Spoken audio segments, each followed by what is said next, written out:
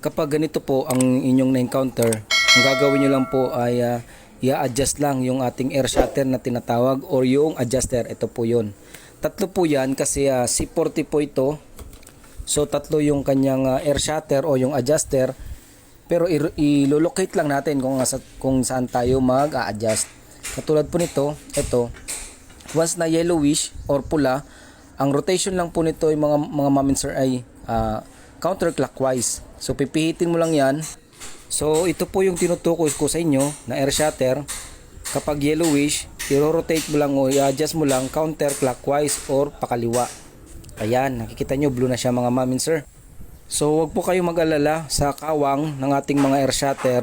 Okay lang po yan kasi daanan po talaga ng hangin. Ayan, katulad yan, yellowish. So i-rotate mo lang yan pa kaliwa.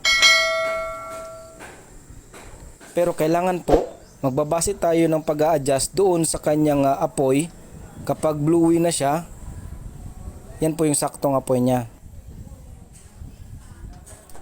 Dito, ganun pa rin po, same procedure. Since yellowish, counterclockwise lang ang movement o yung adjuster natin. Ayan. At magbabase po tayo doon sa kanyang apoy. Kung inyong papansin mga ma'am and sir, yung gitna, yan po yung maliit or yung small. Yung sa kaliwa, medium, ay yung sa kanan ay large. Ayan. So, ganun lang po kasimple mga ma'am and sir ang pag-a-adjust. Kapag yellowish, ang rotation lang po ng ating mga air shutter ay counterclockwise or pakaliwa. So wag po kayong mag-aalala doon sa gap or doon sa clearance ng ating mga air shutter kasi design po yan para sa adjustment ng ating mga air shutter. So dito naman tayo sa stove mga ma'am sir. Ite-testing natin. Yung pag-adjust nito ay madali lang naman.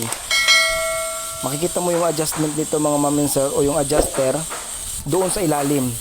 Babaybayin nyo lang po yung burner sa pinaka tip niya o pinaka dulo ng burner.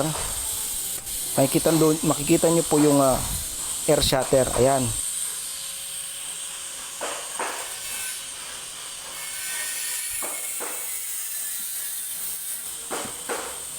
Ito po yung tinutukoy ko na air shutter, yung adjuster. Makikita nyo po ito doon sa ilalim.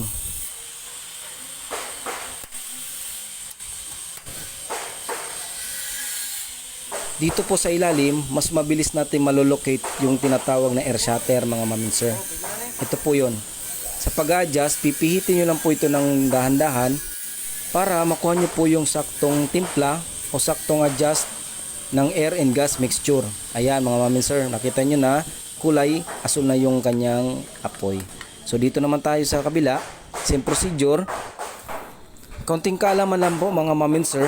Yung air shutter na tinatawag o yung adjuster, ito po yung nagsisilbing device para ma-adjust po natin yung air and gas mixture para hindi po siya nag-yellowish o red flame. Hindi naman po siya tinatawag na lifting fire. So kailangan balance po siya.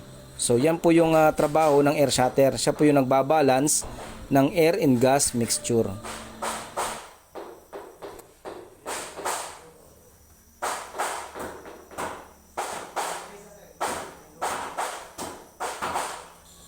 Please visit lang po sa aking YouTube channel, TikTok account at saka sa Facebook page para po sa mga videos na related sa LPG. Thank you for watching and God bless.